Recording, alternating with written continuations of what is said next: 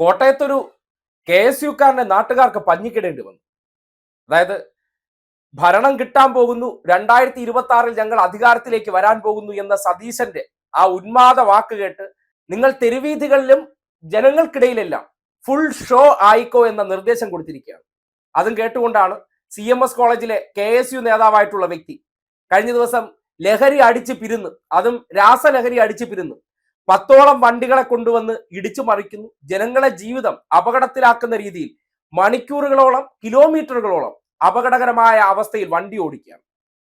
ഇങ്ങനെയൊക്കെ ചെയ്യാൻ എവിടെ നിന്നായിരിക്കും ധൈര്യം? നിങ്ങൾ ഈ അടുത്ത ദിവസങ്ങളിൽ കാണല്ലേ, സെക്രട്ടറിയുടെ ഫ്രണ്ടിൽ ഒരു ആയമ്മയുടെ വാചകം, അതായത് അനാവശ്യ സമരവുമായിട്ട് വരുന്നു, അത് പ്രതിരോധിക്കാൻ ശ്രമിക്കുന്ന പോലീസുകാരായ ഒരു വനിതയോട് പറയാണ്, അടുത്ത ഭരണം ഞങ്ങൾ വരാൻ പോവുകയാണ്, നിന്നെ ഇടുക്കിയിലിരുത്തും. നിങ്ങൾ കണ്ടു കാണും അതുപോലൊരു പ്രതികരണം യൂത്തന്മാരുടെ വകയായിട്ട്.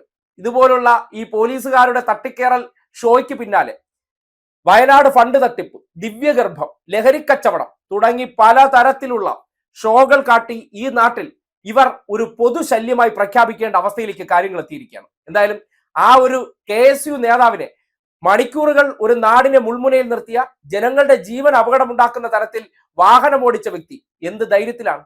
ഈ അടുത്ത കാലത്ത് രാജീവ് ഗാന്ധി സെന്റർ ഫോർ ബയോടെക്നോളജിയിൽ പ്രത്യേക ക്ലാസ് എടുത്തു കൊടുത്തു.